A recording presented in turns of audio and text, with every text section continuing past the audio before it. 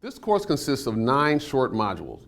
Modules 1, 2, and 3 outline the context of the course. Module 1 is why this course is important. Module 2 is the theory of change. Module 3 is an explanation of the REACH method of managing a conversation. Modules 4 through 8 explain what you should do in each phase of the REACH method. Each has some homework that allows you to increase your skills. The REACH method is aimed at you helping nudge someone's motivation enough for them to make a light commitment to voting. Module 9 is the summary. We look back and then encourage you to get out there and do some work. Welcome to the Voice Project and our course on motivating discouraged voters. We believe that as many Americans as possible should vote, and we believe that we should all take responsibility to make sure that other people in our circle vote. We believe that to do that effectively, we need to use good skills of dialogue so those conversations about voting make people feel empowered and not diminished. We have a problem in this country with 100 million people not voting. That's one problem. A second problem is that we have too many people who vote because of what team they're on, Republican, Democrat, Libertarian, Green. Too many people are voting because of their political identity. We need more people voting based on their values, and also more people talking about their values to other people. We're going to use our experience in dialogue, honed over a long time, to give you some skills and frameworks to help you have better conversations with somebody who's not inclined to vote, one of those 100 million people. We want you to have a better conversation, but also to be able to influence them to vote. Our intention is that through our lessons, you learn some important skills that'll be useful in any situation and maybe change somebody's voting behavior. America is number 26 out of 32 developed countries in their voting rate. It is important for us to do better. There are many problems related to this. There are many causes, but one of them is that we're doing a poor job of persuading people to vote. Our perspective is that to do a better job, we need skills of dialogue. If you're going to have an authentic dialogue with somebody, it's vital if you're going to persuade them. So we're going to teach you a method of dialogue that is useful in any situation and can certainly be used in light of persuasion. If you use this method successfully, you'll be able to move somebody from being a discouraged voter to somebody who's motivated enough to vote. But if you use this method, you will also likely change yourself, because the methods of dialogue have application not just for persuasion, but for any type of exchange between people.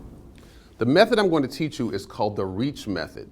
REACH stands for reflect, inquire, British spelling, agree, confess, and harmonize. We chose this word to help you remember, what am I trying to do? Oh yeah, I'm trying to reach somebody. I'm going to give you more detail about each of these steps in a subsequent module. The thing to know now is that this method is a best practice, and it's based on listening, humility, and compassion.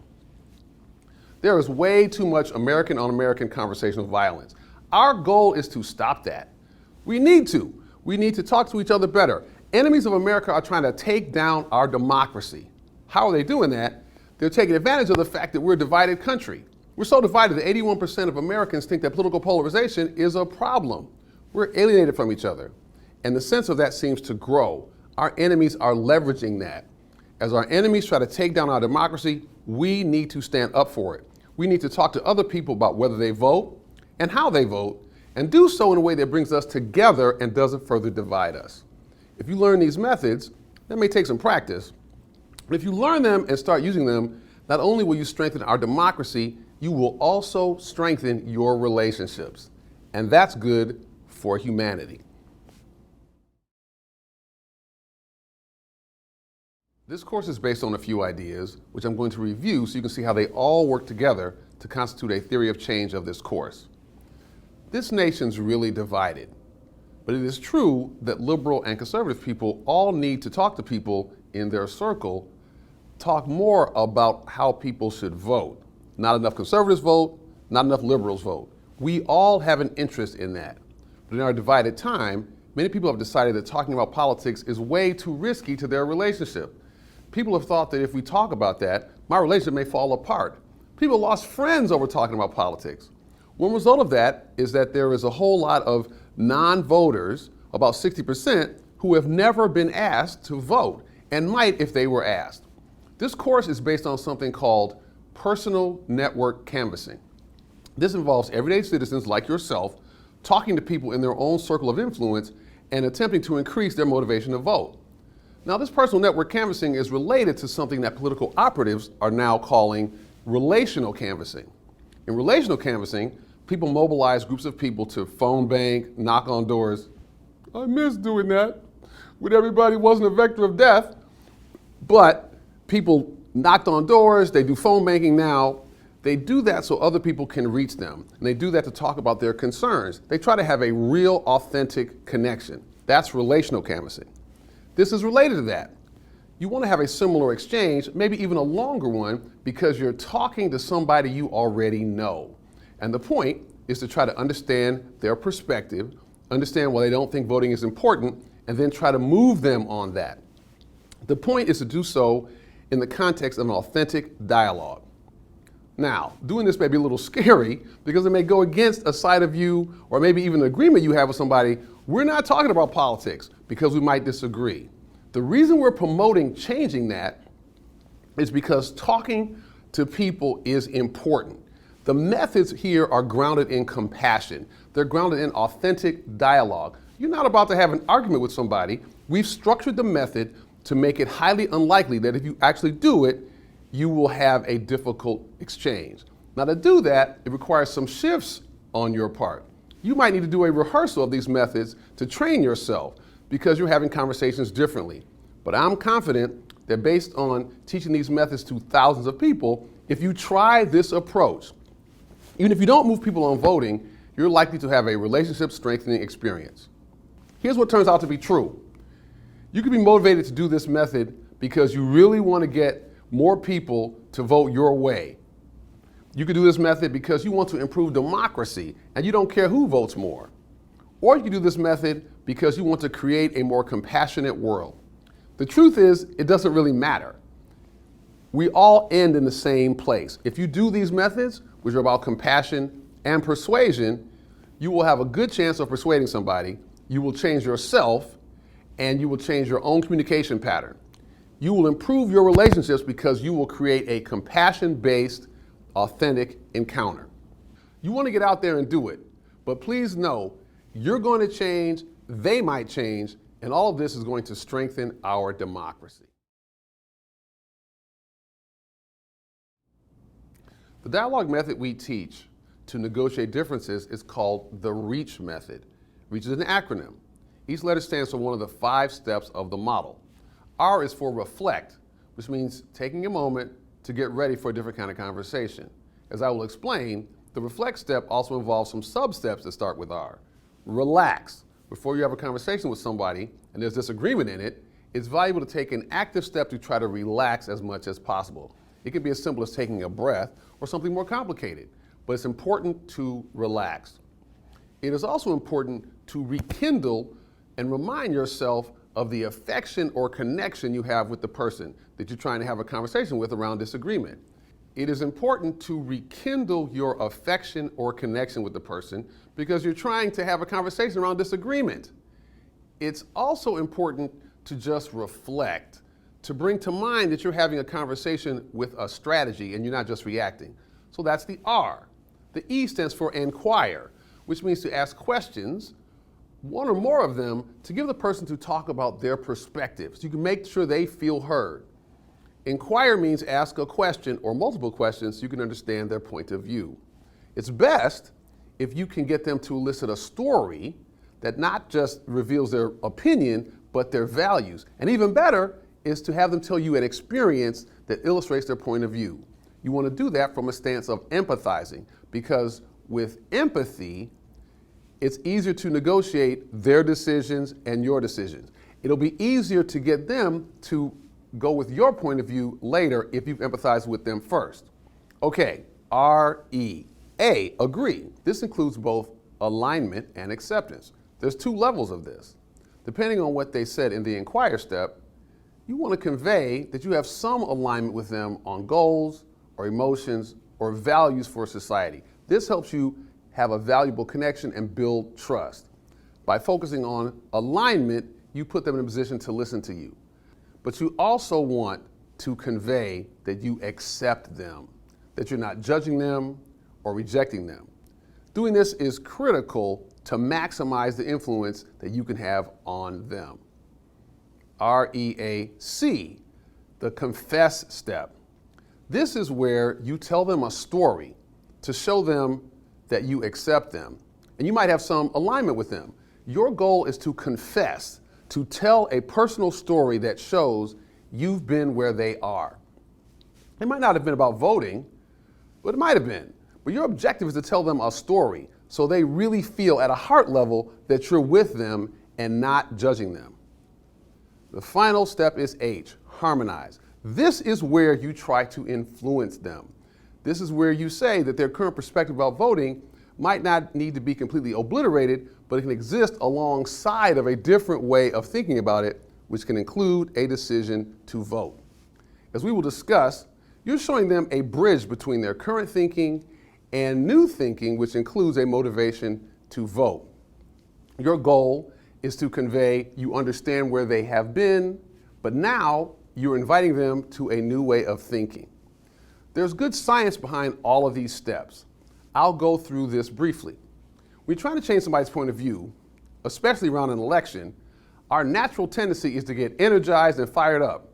But it turns out that relaxing is important.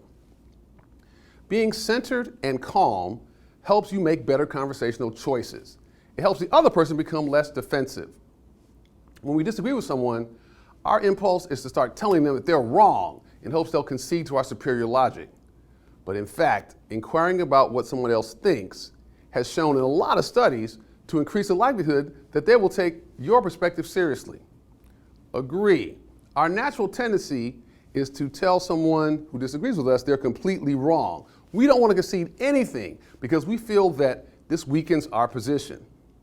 In reality, the parts of our brain that are activated when we're under physical threat also get activated when we think our opinions are under attack. So you want to show agreement because this lessens this and tamps down the part of their brain that sees you as a threat. Confess. When you're trying to influence someone, we often think we need to completely reject their position. It turns out that the best way to influence somebody is to demonstrate that we understand where they are. What this does, especially if we do it through a story, is it fires up a part of our brain called mirror neurons. And that's where they try to feel what we're feeling if they feel identified with us. The confess step fires that up. Then you try to move them with the harmonize step by telling them a story that shows how you have gone from where they were to some new place. In general, people don't like to be corrected, but they don't mind learning. So this is why you do all of this through a story that invites them to a new point of view that doesn't obliterate their point of view. Homework. We're asking you to occupy conversations in a very different way than you're likely to do. This is not people's natural inclination. Almost every step is different than what we naturally do. So we want you to be effective. We want you to get out there and work, but we want you to be effective. So we're going to give you homework at each step so you can practice in a setting where you're not trying to influence somebody, just to feel how it is to relate to conversations differently.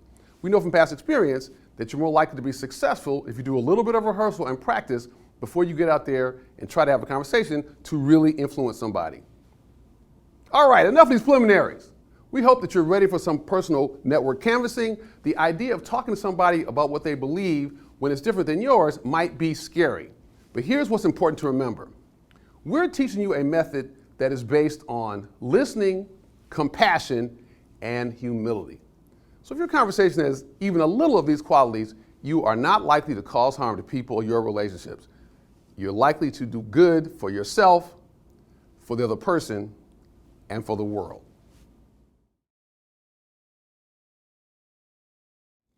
So you're fired up about the election, and you're about to have a conversation with somebody who you suspect or know is a likely non-voter. They might even be registered. You're doing this because you care about the election. You're fired up and ready to go. But as you approach the conversation with one person, that level of energy is not helping you. You need to get your mind right for this conversation, and that's where the reflect step comes in. It also stands for relax and rekindle. Let's talk about all of them. Relax. Our learners have found that you can get some benefit from relaxation methods that might take only a minute or two, the time it takes to go to the bathroom. If you're watching this on YouTube, you can see a screenshot of these methods. If you're on our learning platform, you can download it. The critical thing is to actually try these methods, to try methods that teach you how to relax, and you can learn what really works for you. Rekindle. It's important to fill your heart up with positive things about them. You're about to have a conversation about whether they vote or not, and you really think they should. It is useful to remember a positive moment you have with them, or some skill they have that you don't and you admire. On the screen, you can see a bunch of what might be called heart openers. If you're on a learning platform, you can see them there. The goal is to fill up your heart with positive energy about them, which will infuse the rest of the conversation. Reflect. Most of us don't have conversations with a strategy, we just react. What's important to get comfortable doing is to be authentic in the conversation, but to remember, I'm doing a strategy. I'm not just reacting. I'm actually managing this conversation in an active way. So what's useful to practice is the mindset of approaching conversations this way. Homework. Choose one of the relaxation methods over the next couple of days.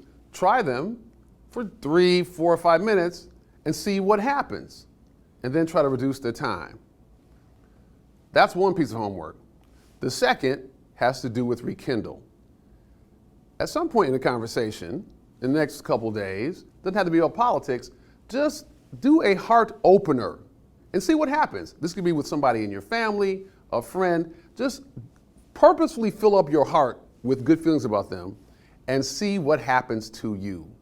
Filling your heart up with compassion for somebody is not going to hurt you, but figuring out which method is best is going to help you in a conversation where you're trying to influence somebody. Your overall objective in the inquire step is to ask questions, to try to understand the person, and to let them know you really are listening to them. I will discuss different aspects of this process. The first thing you want to do is to find out how likely they are to vote, and also perhaps how they feel about various candidates. Here's how I do that. I typically ask people, I'm curious about how you feel about the election. I'm wondering, how do you rate your support for candidate X, high, medium, or low? And also, how likely are you to vote? Likely, so-so, or unlikely. Now that sounds a little nerdy, but people usually respond positively. And in my head, I have a little 3x3 grid with the candidate on one axis and the voting thing on the other one. Depending on what they say, I might shift my conversation strategy. So I might find, for example, they're unlikely to vote, but prefer a candidate that I don't like. Now, if you find that out, you have to make a decision on what you do with that. Personally, I think more Americans need to be voting. So I can advocate for still using these methods, even if people are voting for candidates that I don't like, because it's important that people vote. But you got to think that through for yourself. The rest of the method we're discussing in this course is assuming that their likelihood of voting is so-so or unlikely. Your objective in all of this is to increase their commitment to vote, and maybe by the end of the process, you will get them to make a soft commitment to you to vote. Here's the critical thing. Do not get preachy or judgmental. Yes, we want them to vote, and you think voting is good for democracy and voting is good for your cause. But the critical thing, once they tell you they're not likely to vote or only so-so, is to not get preachy and judgmental. If you're going to maximize your chance of influence, you want to convey that you're not doing that. We discussed this in the accept step, but this is so critical if you're going to have influence. So they tell you about how they feel about voting. There's one more question to ask. Something like this. That's interesting. I was wondering, what are the issues you care about most in society? So basically you shift from the question whether they're voting, who they're voting for, to what are the issues that they care about. Now you want to give some room in this conversation to talk about their issues of concern. It's okay to ask why they care so much about that. That's perfectly fine. Let them express themselves so they really feel heard. But you're still keeping in mind you're trying to move this conversation someplace. Take a good mental note of what they care about. Don't let it just wash through you, because you're going to come back to that in the Harmonize step. Where are you trying to go with this? After you find out what they care about, you want to come back to the topic of voting. Now, you don't want to cross-examine them and convey you're judging them. What you want to do is to understand what is driving their shakiness around voting, or their decision not to vote. Now, some experts in psychology say that it is not useful to ask them to clarify that. Better is to go past that is to ask a question that gets them to tell you a story about their decision not to vote. You want them to tell you about a prior experience that is linked to their perspective about not voting. This might sound something like this. I'm really struck by your perspective about voting. I'm curious to know about things that have happened to you that make you see it that way. I know many people have had registration experiences that were just so headachy they didn't want to do it. I know other folks who were deeply disappointed about the results of an election and they didn't want to vote again. So I'm curious to know about something that happened to you that affects how you see voting right now. Now notice, I gave different possibilities. So I'm showing them that I'm not trying to make any assumptions. I'm actually curious about them. It's important that your nonverbals convey a lack of judgment. You're trying to get them to talk about how they feel about voting in an honest way. In the learning platform, you'll see various tips about how to listen empathetically. You also see them on the screen. Homework. Find a comfortable way of inquiring about their likelihood of voting. You might try the method I talked about with the 3x3 matrix I talked about. See how that works for you. I'd suggest you do this with somebody you're not trying to influence. Just practice asking the question, so by the time you get to somebody you're trying to influence, the question comes out of your mouth in a smooth way. You found out how you want to ask that question. Practice this on other people who you don't care about influencing so you can just get comfortable with the question. Second point, asking for an experience related to their point of view. A lot of people have never done that. This is also something to practice, maybe even on issues not related to politics. You want to experiment with different ways of asking the question to see how to go from somebody saying an opinion to a story about their opinion. Finally, we all need more listening in this world. So it's useful to look at the listening tips, choose one or two you might like, and practice them in a conversation where there's nothing on the line. You're not trying to influence somebody, you're just practicing your listening muscle and see which method helps you do that the best. The agree step, your objective is to convey verbally that you're not dismissing their point of view. There's two levels of this. One might be called alignment. Remember, they've expressed things that they care about in society. They might have expressed values when they did that. So one thing you can do is to meet them at the level of alignment on values or their emotions or their goals. So just conveying that you agree with them on some of those things is important and can be helpful in building the bridge between you. So that alignment about things you care about is important to spend time on to let it breathe before you move forward. But in truth, the more important thing here and the harder one for you to do, given you're trying to change them, is to convey acceptance. You want to find a way to communicate some level of acceptance of the thing at the heart of their story about why they don't vote. Now, one way to do that is to really get clear on what is the level of disempowerment here. I'm going to give you some common examples of where that disempowerment comes from. It might be cynicism, like the person can't make a difference. It might be lack of information, like I don't understand enough about it to vote. It might be apathy, as in I don't really care. It could be identity, like I'm not that type of person. It could be responsibility, like I know I should, but I just don't. All of those are variations of why people feel disempowered. Now, you're not trying to agree with them, but you're trying to convey that you accept their feelings of disempowerment. You're trying to convey you're not rejecting them as people or thinking their perspective is crazy. You're not judging them. You're going to try to move them forward, but your goal is to make sure they understand you accept them. You might do that by paraphrasing. So it might be something like, sounds like you're really frustrated.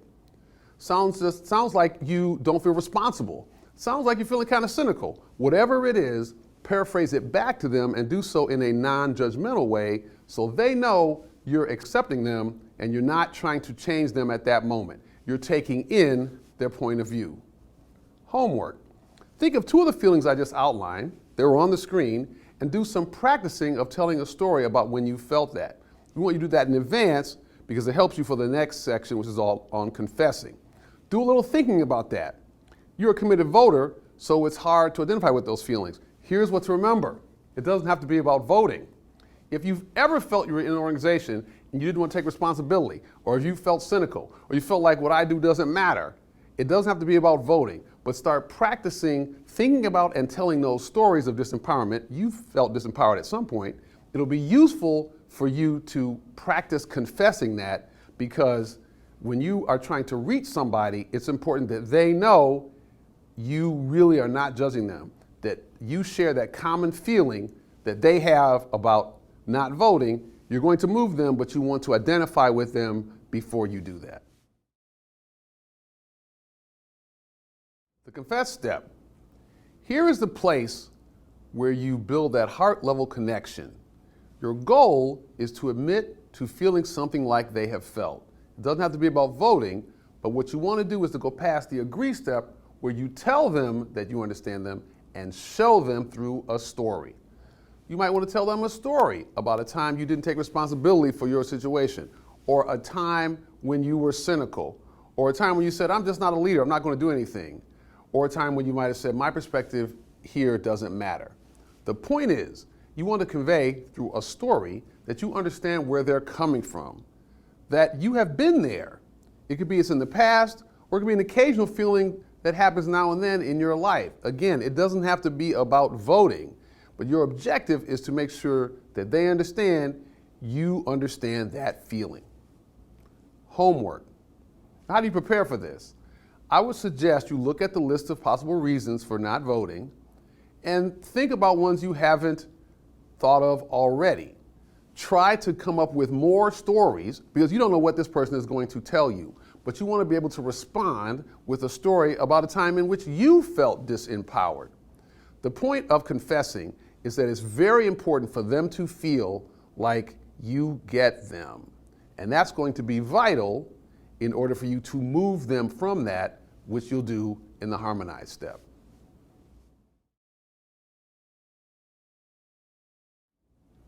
Now we're at the money step. You've reflected, you've inquired, you've agreed, you've confessed. Now it's time to try to move them. It's time to harmonize.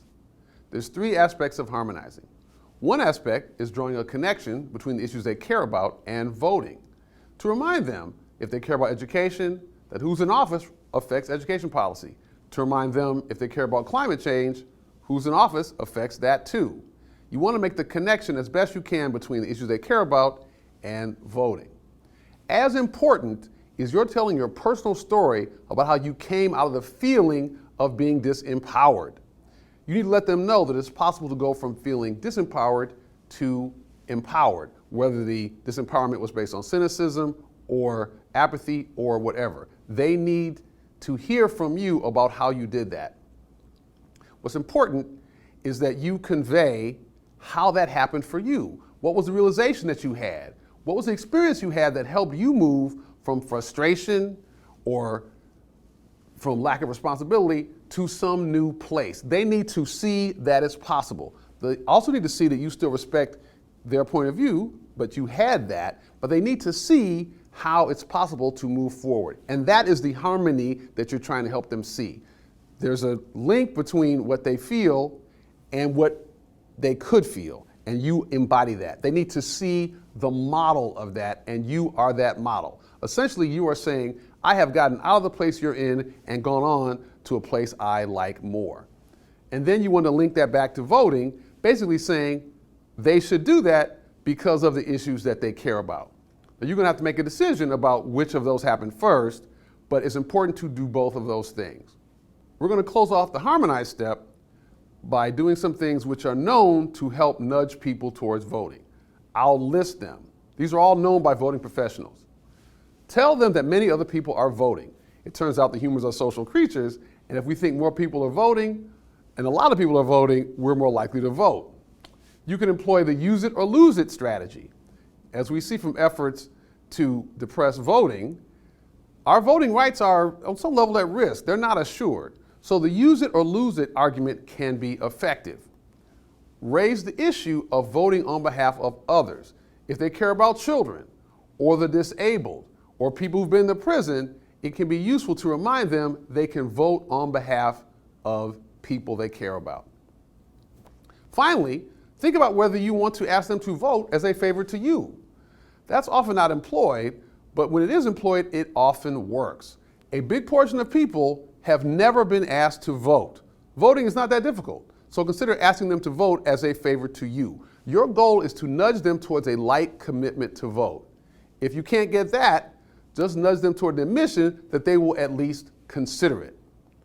You want to tell them you're going to check back with them. People who study voting have found that if you're just nudging people towards considering voting, or if they commit to voting, knowing you're going to check back with them actually affects their voting behavior. You want to make that ask, and you want to do that follow-up. Now, this whole sequence might happen in one conversation or might not. You need to be discerning about how much you push people, about your time, and about whether they feel like you're hassling them. But the whole purpose of personal network canvassing is that we're leveraging our connection with people we know in service of strengthening our democracy. Homework. Think about a time in which you came out of that feeling of disempowerment and practice telling that. You want to practice telling that with people that you're not trying to influence to get more comfortable telling it. Remember, your goal is to try to get them to commit, at least lightly, to voting or at least considering voting. But remember, by doing this, you're strengthening democracy. You're even strengthening your relationship with the person because you've had an encounter with their feelings of disempowerment and invited them out of that after really listening. So, it's time to get to work. If you're watching this, it's because you have done the steps in this process and you have moved somebody from a shaky commitment to voting or even a commitment to not vote to at least a mild commitment to consider it. Kudos to you. So I'm now going to briefly review some well-known steps among voting specialists about what to do to further solidify their commitment. First, as you talk with them about what they're doing, talk about them not as somebody who votes, but as a voter. So now that you're a voter, let's talk about how we're going to make that happen. There's good research that shows that the frame of you're a voter as opposed to the frame of someone who votes, the identity frame is effective in changing behavior. So shift the language to you're a voter and not just someone who votes. Now this is your friend. You're doing personal network canvassing. So you need to consider doing some intensive hand-holding to walk them through the process. Remember, they've made a light commitment or a commitment, but still you might need to hold their hand to get them to vote. You might need to help them register online. You might need to take them to the polling place. You might need to do whatever it takes. You want to express your concern for them and your commitment to following through. And you don't want to let their mismanagement of logistics get in the way now that you've moved them. You might want to register with them, provide them with information about it. If they're a self-starter, it might be useful for you to make clear to them what they have to do. Especially now with many people registering online and avoid going to the polls, there's extra steps in absentee voting. Make it clear what they are so they're more likely to do it. The most important thing to move somebody from a light commitment to actually voting, according to voting professionals, is to make a concrete plan. If they're going to vote in person, have a conversation about what time they're going to go and how they're going to get there. You're going to catch the bus? What bus? Talk all of that through. One of the commonly talked about findings among voting professionals is that the making of a concrete plan is a very powerful step to moving somebody from I might vote to I'm going to vote. As I said earlier, actually follow up with them.